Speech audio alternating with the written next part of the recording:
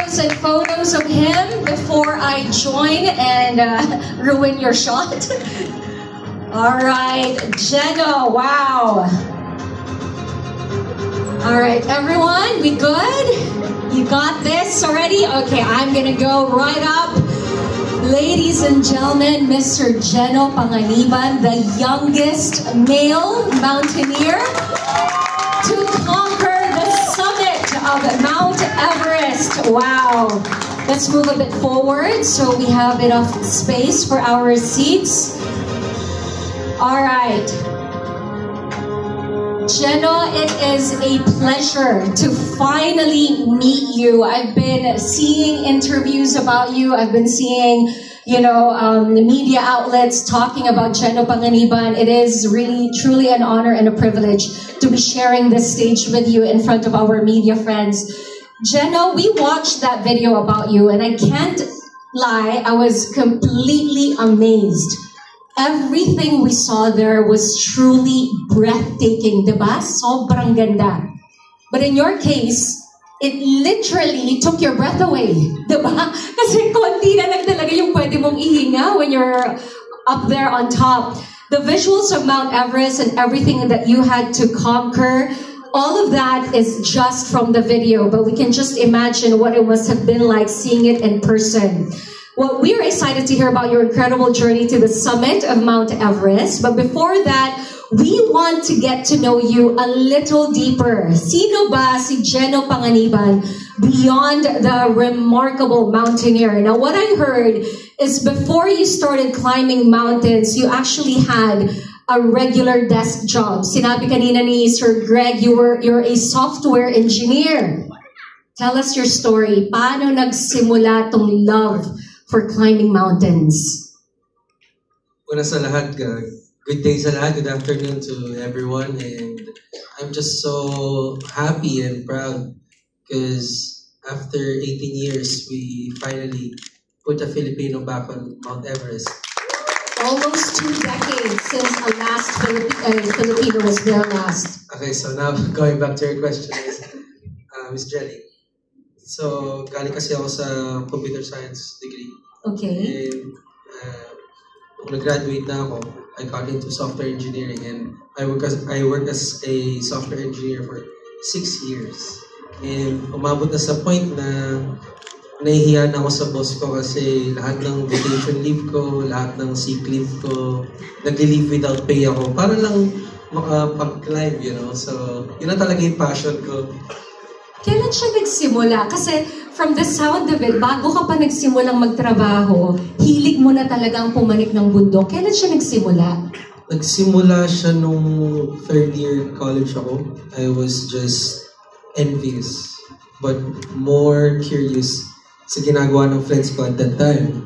Because they had so many pictures, interesting pictures about nature, the mountains. So ako naman na-curious ako na, ano bang meron dyan? Baka pwede ko subukan, And yung mga time na yun, medyo hesitant pa yung parents ko kasi ako lang yung nag-hike sa family namin. Oo, wala pa sila masyadong alam. Yeah.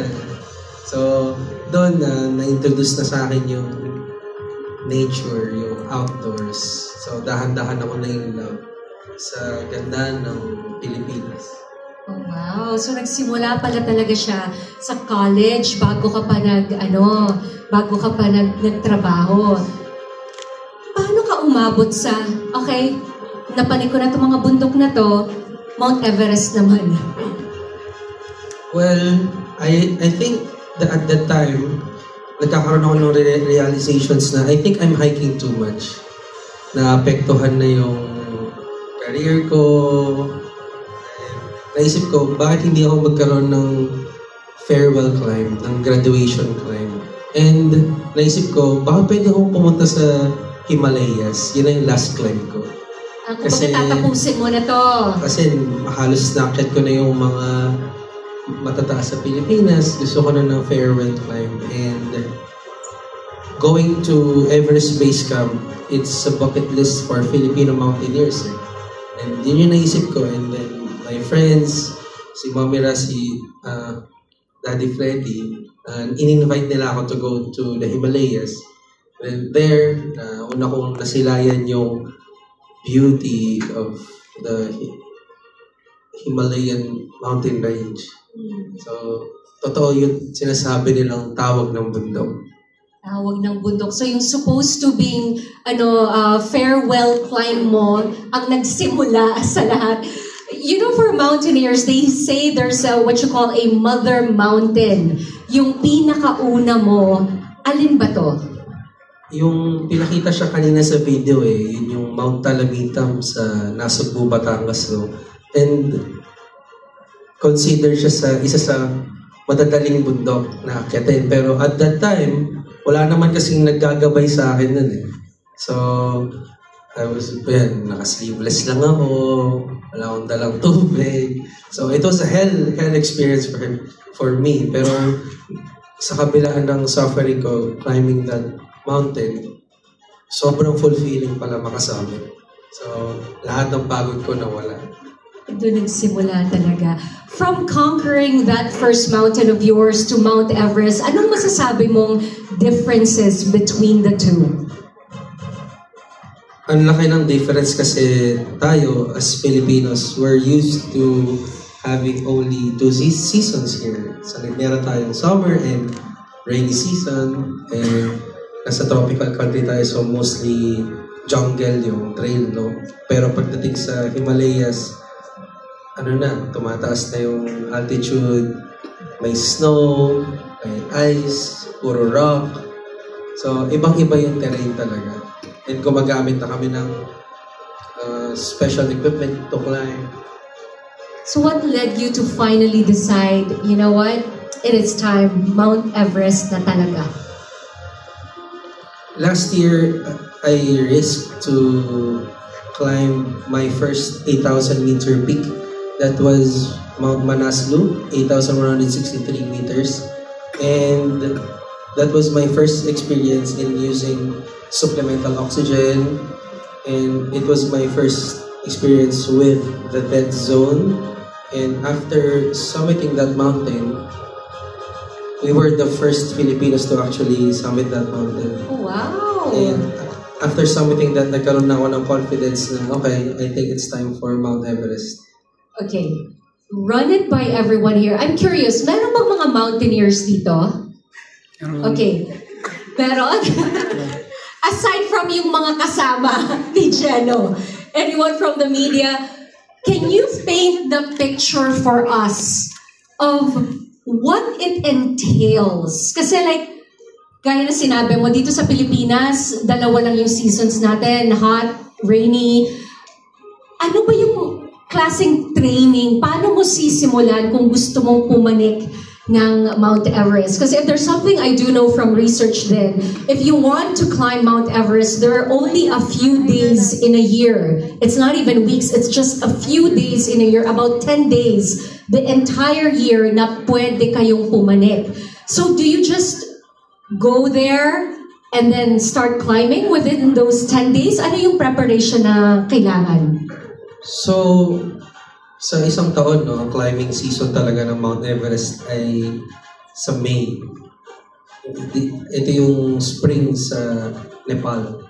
And during spring, this is the friendliest season of the year in that region. So friendly pa yun sa lagay na yun? Yes. Okay. So, any other month to climb Mount Everest would be worse. So it's gonna be colder, it's more windy, the crevasses are wider. So May is the most ideal time to climb it. So before May, we should have accomplished and finished our training na. And yung training includes yung exposure sa high altitude, yung to build the mental toughness sa snow, sa malakas na hangin, and to actually be exposed dun sa technical skills na gagamitin. Kasi hindi lang siya basta walk. We are exposed sa ganyan, sa ropes, climbing up and coming down using a rope, and yung using mountaineering boots and spikes and all. Tell us, ilang buwan, ilang linggo, ilang beses kang pumupunta doon sa base camp para mag-practice. Practice pa lang yan ha, it's part of the training. Nakakailang trips ka na doon? I've been going to Nepal since 2022. So, more than 5 times na ako nakapag-Nepal. And base camp, madaming beses na din. And every time na pupunta ako sa Nepal, inaakyat ko yung mga nearby peaks ng Everest para malaman ko kung kaya ko ba. Diba? Nagtitraining ako pero hindi ko pa actually alam kung kakayanin ko unless akyatin ko talaga eh. So, doon ko nalaman, doon na-build yung confidence ko. So, you know, Jenna, based on the videos that you shared with our team, I can see that you have your own oxygen tank.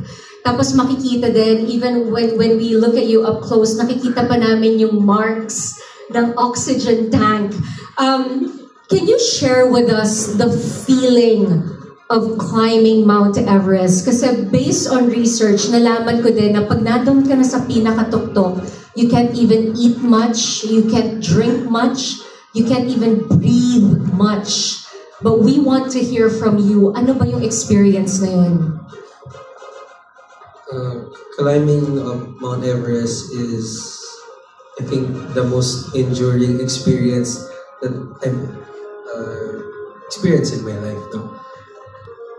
You could imagine we are at high altitude, so every step counts talaga. And we could say na if naglakad ako from here to there, hihingalin na ako. So every step counts. I'm wearing a 5 kilo down suit. My boots weigh 3 kilos. My spikes weigh around less than 2 kilos. Yung oxygen tank ko 4 kilos. And it feels heavier than that kasi ang taas na eh. And we're faced with extreme weather conditions. Umabot na kami sa negative 40 degrees Celsius. And winds at 80 kilometers per hour. Winds at 80 kilometers per hour. That's what's blowing at them. Yes, and hindi naman siya pwede basta indahin. Kaya meron kaming windburns. So, na-mention mo kanina, no? Wala na rin kaming appetite kasi yung lack of oxygen nakaka-apekto sa katawan namin, and for more than a month we're just drinking snow water, pinakulong snow. For more than a month, that's how long he is there training just to reach that summit. Now, Jenna, as a mountaineer, can you share with us the struggle, the experience that we will never know about unless we go through exactly what you went through? Something that truly shows how difficult it is to climb Mount Everest, and then what you did, what you thought, what you felt for you to be able to conquer all that. I think the first challenge would be overcoming yung symptoms ng acute mountain sickness, no? Kasi once you are exposed to high altitude, you'd get cough, colds, diarrhea, and all that. So we have to naturally adapt our body to the environment, and that took time. And the next challenge would be crossing the Khumbu Icefall. So it's located at the highest glacier on Earth, and the Khumbu Icefall is located between the base camp and Camp 1. And itong icefall na to, no, it's composed of the huge crevasses, seracs, the ice towers na anytime pwede kami mabagsakan, and anytime pwede mag-avalanche. So, crossing this icefall, napakalaking risk talaga para sa amin. And nung nakalabas na kami doon, so it's a long push to Camp 4 and another longer push to the summit. Okay, that is physical and mental strength that's needed just to be able to do that, to keep at it. But we also know sobrang importante ng nutrition. You have to really support your body with what it is about to go through. I wanted to ask you, how did Century Tuna help you achieve your nutrition goals preparing for this climb? Unang-una, napaka-physically demanding ng activity and hindi naman kami spoiled doon sa pagkain, no? So, and natatrack ko na on average, we're losing 3,000 or more calories per day. So, the best way to recover is yung kailangan ko damihan yung protein intake ko. And nakapag-hoard naman talaga ako ng Century Tuna. Hoarding. Nakakain ba yung Century Tuna as you're climbing up the summit? Ano yung, kasi iniisip ko sa sobrang lamig, ano yung mga pwede niyong kainin when you're doing your climb? Unang-una, hindi ako papayag na walang rice. As a true Filipino, okay? So, usually we eat lentils, soup, tsaka mga instant noodles. So, yung meat, especially meat with flavor, gold na siya para sa amin. And habang tumataas ako, na nag-yelo yung mga pagkain namin. So, may dala kaming stove and yung fuel namin. Pero, kung mag-indulge talaga ako sa pagkain, after a long climb, siguro, nung time na umakyat ako to Camp 3, then bumalik ako sa base camp, ni-reward ko talaga yung sarili ko with Century Tuna. Yun yung reward mo sa sarili mo. Alright. Kaya talaga importante na nakapag-hoard ka. Now, I just want to ask, after Mount Everest, you're done with this, what is next for Cheno Panganiban? Na-reach mo na yung very top eh. Ano nang susunod? Yung goal nung team namin is to climb all the 8,000 meter peaks in the world. Lahat ng bundok na may death zone. So, it's going to be a test of human capability, no? And I've already summited 2 of those 8,000 meter mountains. And our next project would be the second highest mountain naman. And my goal is to put a Filipino in the Pakistan mountain range, no, to be the first Filipino. Baka naman natin si Jeno representing the Philippines through all that. Oh wow. Going back to the video that we saw earlier, you are a man of many hats. You are a son, a former corporate professional, an athlete, a businessman. How did you manage to balance all those roles while pursuing your dreams? Kasi yun yung gusto naming malaman lahat. Paano mo nagagawa yun while not neglecting any of your other roles? Hindi ko siya magagawa without the support of my family, my parents, my fiance who does everything. So, there's that. Kanina may shinare si Sir Greg na even in the short time that a Century got to work with you, can you tell everyone out here how short a time did you give Century Tuna to decide to partner with you and sponsor you for this climb? That's a really good question, Miss Jenny. At that time, I was already leaving for Mount Everest, and the only sponsor I got was from my best friend who supported me throughout the years. And when I was finalizing already my gear, my friend connected me to Century Tuna, and sinubukan lang namin, no? And I was so happy na merong naniniwala sa akin, pero merong naniniwala sa Filipino mountaineers.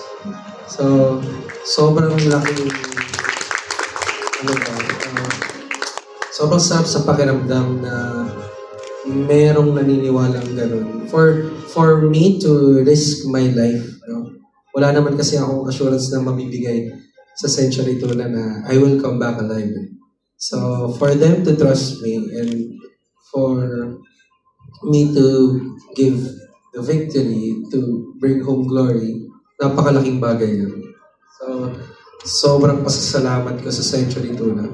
Not only nakapag-provide sila with my needs, pero yung support talaga. And this was how many days before you climbed up? 5 days na lang aalis na ako for Nepal. I think we need to highlight that because other companies would have said 5 days, we are not given enough time for the paperwork, marami pang pagdadaanan yan, and 5 days. Century Tuna already, as a company, said, we are going to support you on this. A man that they've never met before. They believed in him and they saw that he is a man of his word. They saw his determination. Can we give a round of applause for this beautiful partnership between Century Tuna and Geno Panginiban? You know, they say it takes a village to raise a child, and that is true in many aspects of life. Geno couldn't have conquered Mount Everest without the support and guidance of the people behind him, yung mga pinasalamatan niya kanina. With that, we are honored to have a special guest with us this afternoon.